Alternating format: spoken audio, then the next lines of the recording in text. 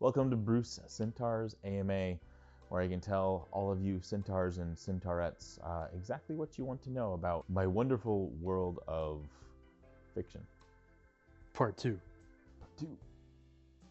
All right, so just like last time, we're going to start with the Patreon questions first. Of course. So first question is from Brian on Patreon, who asks, how do you figure out all the different personalities, and is it difficult to keep them straight as your stories progress? Well, hi Brian, thanks for the question.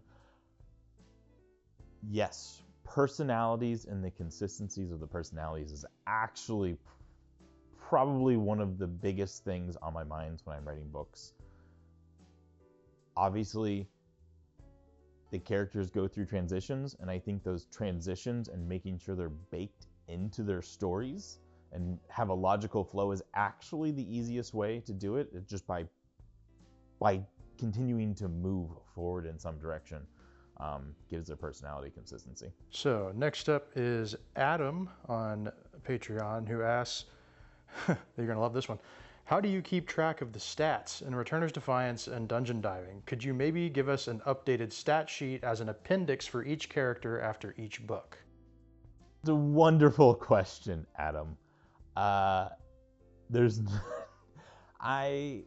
struggle with keeping the characters' stats updated correctly, as my Patreon is well aware of. My actual system is I take notes of upgrades that happen as the story progresses, and then I go back and find the last one that I put in the story, and I copy paste it, and then I apply the changes that I made, which is an interesting way of doing it, but it's how I get it done. Side characters, they do have some tracking, but I would say it's the level of, if you have your main character and then his immediate surroundings, they might have tracking, but you go one layer outside of that and there is no tracking. Next question is from Daigoto, sorry if I said that wrong, on Patreon. Is there any interest or desire or thoughts on writing a female protagonist, keeping the harem model of multiple girls for the main character, but making the main role go to a woman instead? Well, Daigoto, and if I'm pronouncing it wrong, it's Chris's fault. Short answer to that is no, I'm not currently looking at writing anything with a female protagonist, largely because I have an audience, and that audience is probably in somewhat of a Venn diagram with my current audience, but I'm concerned at how much it overlaps, and one of my priorities is always making sure that I am entertaining my existing audience. So up next is MJ Witta, who asks, any chance we'll ever see a Dungeon Diving prequel series for the origins of the Silverfangs, either Grandpa's perspective or maybe Sakura's? That's a fantastic question. If I have an anime and I'm that popular, maybe I'll go back and do a prequel, but unlikely in my current journey of writing. And last Patreon question is from Breaker277, who asks, when you outline a book, do you have a direct vision of where the series will go, or do you plan more in themes of a series and just provide small or large interests and changes per book with the goals that you have in mind? Just kind of curious how you think things through. Yeah, so Breaker, I am what's considered a pantser. It's a spectrum in the writing world, and I make most things up as I go. I know typically where I'm starting, where I'm going, and that gives me the direction I need to go to. The entire journey along the way is largely made up on the spot. All right. And a little bonus question from Speed Demon 266, pancakes or waffles? Pancakes. So moving on to our Discord questions now. Our first one is from Sage of Gazebos. It's a little bit long, so I'm going to probably truncate it a little bit.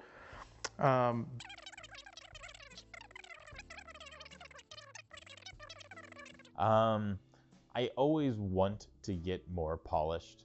I largely have given myself the constraint. For me, a book takes about 55 days. 2 books actually overlap in their production. So I've given myself the constraint, how can I make the best book I can within that time frame? And that has been sort of the box I've given myself to iterate and develop tools for myself and other cool things that are all behind the scenes.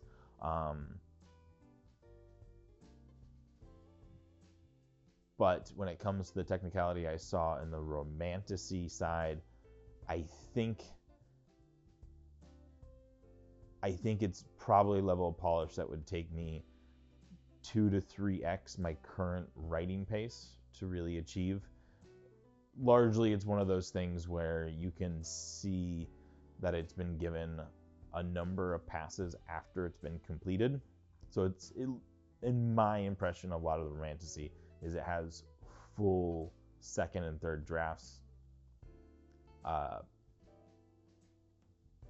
or it's just very meticulously planned. So it's not how I'm writing today, and unlikely for me to give that level of polish to something, simply because there are significant constraints on me by the community as far as my speed of publishing. This one is from Bati M Hero 344. Have you ever had thoughts of working with other talented authors, who write the same genre as you? I've definitely considered doing co-writing. You know, as I've switched here to 9 books this year, and I may end up falling into only producing 8. I look at that and I'm like, well, if I could co-write, maybe I could get back to in the 10 to 12 range. But at the same time, it is a creative endeavor. I am largely a pantser, and I know that doesn't always play best. That said, I have never been approached, but I'm not entirely against the idea. This next one is for Food for Thoth, who asks, will Monstrous Horizons ever see a real finish? No, at this point, I've left that story out to fallow for too long. As far as my ability to jump back into it is difficult. I couldn't tell you the characters' personalities to really get into it, and I would have to work at it. When it was a hobby thing, having to work at the hobby kind of kills it. All right. This one is from Insidious, who asks, are we going to be getting different voice actors for future books or variety, or will Chris and Jess be doing all of the VO work going forward? Right now, Chris and Jess are my steady team. For simplicity on my business, it's easiest for me to work with a single team. That said, I know there's the whole saga for the dungeon diving audio that I feel is maybe somewhere underneath this comment, and I received a large number of complaints that on the original narrators.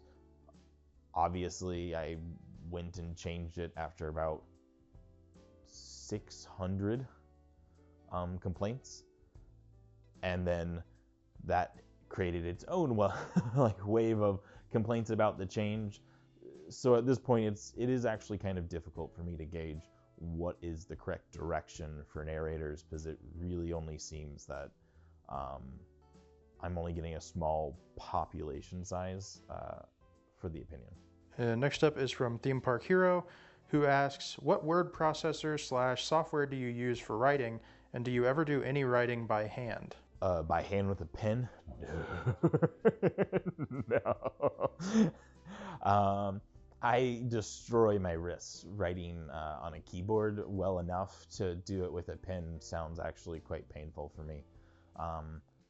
I use a dictaphone, actually the same one I'm recording this with, to do a lot of my writing right now. I used to be about 80% hand on keyboard and 20% dictation. Now it's probably flipped, and I'm 80% dictation and 20% hand on keyboard. I import it all into Scrivener. I've used a handful of text-to-speech programs. There's Dragon and there's Whisper. are probably the two I've used the most. So then last one is from Woe Arc, who asks, how's it going, Bruce and Chris? I'm doing good. My question is, what made you start writing harem-lit? If you would even describe your books as harem-lit, since the story plot is often more prominent. Also, do you ever see yourself doing a non-harem / non-romance series, or do you like how romance and a love interest change shape and build character in the story? Okay, I'll break that question down a little bit.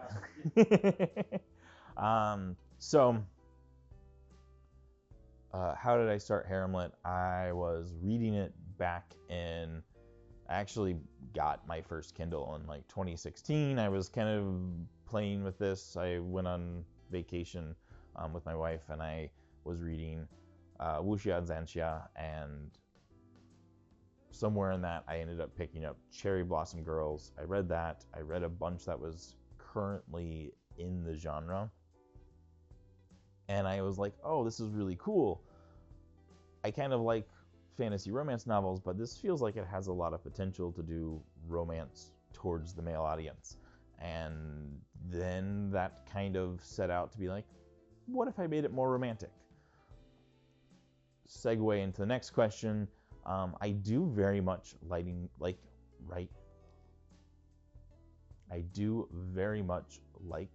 romance. So I'm unlikely to write a book with absolutely no romance. But to go no harem or lighter harem is definitely a possibility. I do think I very much enjoy the story. I enjoy a lot of it. And to some extent, my creative endeavor stops dead at sort of the harem term. And so sometimes I do want to put that aside and have a different evocation of the art, or at least have it interpreted more fully. I think romance is sort of integral to life itself as a person in society, even if it's unrequited or in some form. So I definitely think romance should always have a space in a character's head.